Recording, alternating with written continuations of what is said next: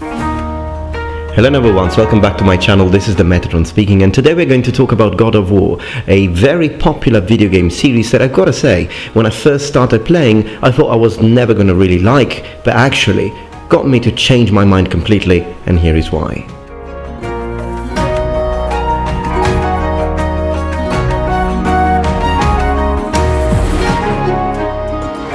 So, first and foremost, God of War is a mythology-based action-adventure hack-and-slash video game. It features a fixed third-person cinematic camera. Now, the series of video games featuring Kratos, the protagonist of God of War, started in 2005 on PlayStation 2, and that is also when I started playing the game, and I also played it on PSP. The majority of this information is for those few of you who don't know the game, but of course, I would imagine that the majority of you already know all of this. So let's get to the actual meat and bones of this video. What makes the God of War series a tremendously interesting video game series, particularly speaking about the latest iteration for PS4.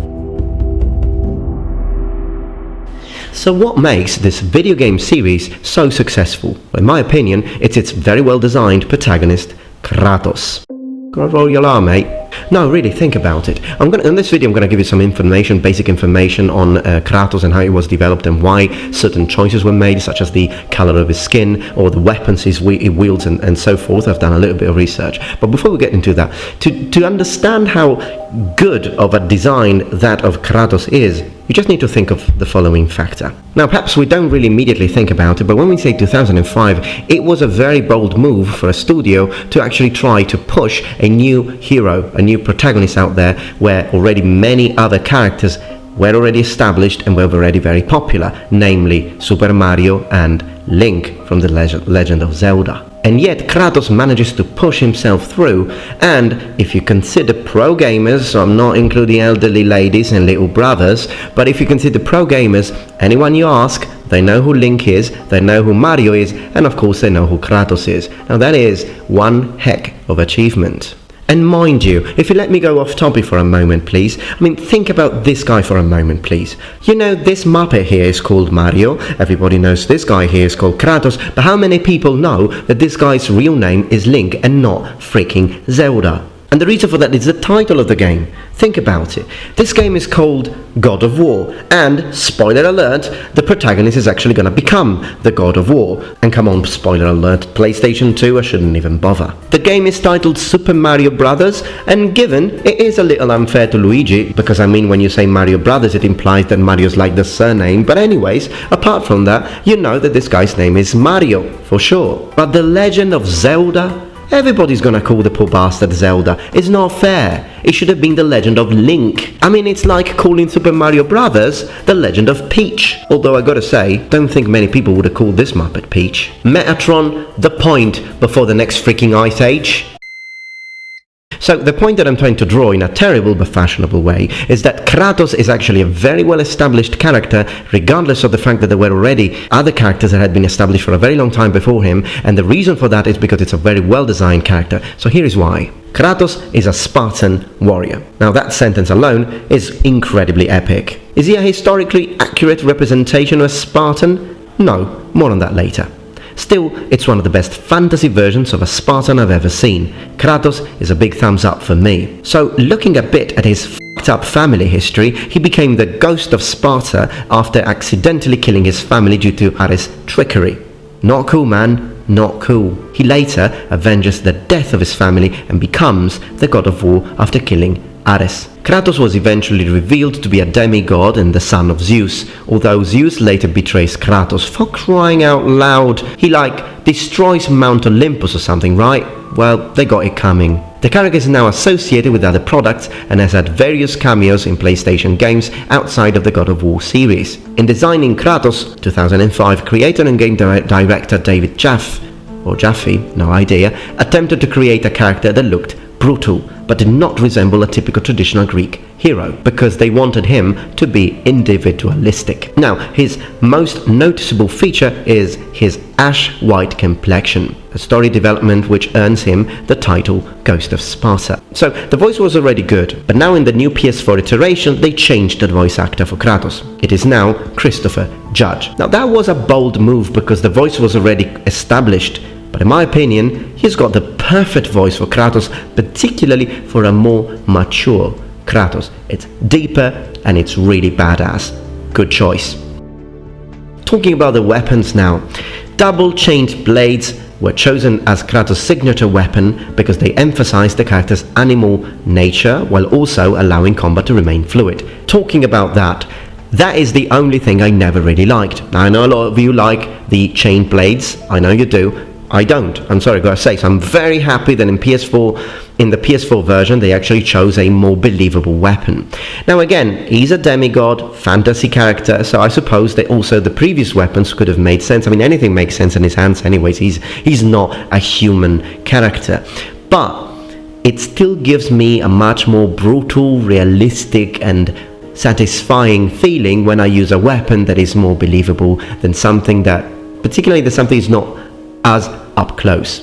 It gives me more the idea of a hero when I go hand-to-hand combat, and that is why that was the very first thing that at first when I started playing the game sort of turned me off and sort of made me think that I wouldn't have liked the game, but then I still did because, I mean, the storyline was good, the plot was good, it was very fun to play, you always wanted to go on, it was brutal, you could kill so many opponents, and it was epic, it had some mythology, not too much, it was still on the fantasy side, but it still gave you the idea of feeling that you were in a mythological, ancient, classical world. I mean, the game frigging nails it. But I did not like the weapon, so I'm very happy with the axe. It's not a perfect representation of historical Dane axe or whatever axe you like, of course, but I think it's properly proportioned to the character size. It's something that when you look at him you think that it's believable that he could use it the way he does, and to me that is great. I mean, they could have come up with some crazy fantasy looking double axe with lots of horns and stuff, but they didn't, and I appreciate that because I very much prefer the actual realistic look of weapons, because I think that's already cool enough and epic enough, and you don't really need to add all those decorations and ornaments that actually make the weapon less believable, and I think that they did a great job with that. It's a great choice. The axe is a good reminder of the fact that now we're not really dealing with ancient Greek classical mythology anymore, but we're going into Norse mythology, and of course the axe together with the spear and the sax were the weapons, and the round shield were the weapons of Vikings, were the weapons of Norse warriors. So I think that is a very good choice. So for me, it's a big thumbs up again for the new weapon. What do you think of that? So what about the new look, the beard? Well, normally I'm a little bit of a strange guy because I tend to like I don't really like beard on men, and including myself. So the only reason why I got a beard is because everybody tells me not to shave it. So I have a beard because girls tell me I look better, guys tell me I look better, and it's not like I dislike myself, but I do tend to prefer clean shaven people. I do tend to prefer him shaved, but in this latest iteration I think it's perfect because a full-grown beard is very masculine and it gives the idea of a grown man, so someone with experience, and of course it does give you the idea of a Nordic guy. So good choice. I'm all for the beard in this case. Okay, so to wrap it up, I think the game is a very good game because it has the good balance between a little bit of realism and a lot of mythological and fantasy aspects. You know that normally I prefer video games to be historically accurate, but in this case it's a game based on mythology, and that is why I can excuse, in a way, and all the fantasy things that appear, because I mean, again, you're a demigod and you're fighting mythological monsters and creatures and other gods, and I think that it makes sense that the game is fantasy. Graphically speaking, you might have noticed that I did not talk about the graphics because the game is an eye candy and it's quite an obvious part. It's an obvious feature. I mean, in our day and age there are few games that are not impressive from a graphical standpoint, and I think that this game is really, really beautiful to look at, and I like particularly the naturalistic aspect of the game because I'm very much into games that represent Mother Nature in a beautiful and outstanding and breathtaking way. So the game, of course, it's beautiful in its graphic department, and the controls feel natural and fluid, but that is something that I was expecting, and I think we were all expecting, because that's how it has always been with the God of War series. It's always been a game that you can quickly learn and that it It does not impede you from doing the things you want to do. Another interesting feature is the fact that in this game, the way you kill your opponent, it's even more brutal than it used to be. It always was brutal, but in this case, it really gives you the idea that you're using a character whose strength is so unhumanly high that you can actually impose yourself forcefully to your opponent. So it's very imposing, and I very much like it. Okay, so this was my review of my simple review of the video game God of War. Do I suggest you to get this game? Yes, I do. Even if you are Norse mythology buffs, even if you are history buffs, if you like enjoying a little bit of mythology, then I think it's one of those games that you can forgive the historical inaccuracies, because it's not a game meant to be historically accurate, and therefore it's a game that will bring you to the world of myths and mythology in a very fun and captivating way. So do you like the weapon? Do you think it's designed well? And most importantly, do you like it better than the previous classical weapon that Kratos has been using for his entire lifetime as a character? Well, let me know in the comments below. And remember, the Metatron has spread his wings. Goodbye.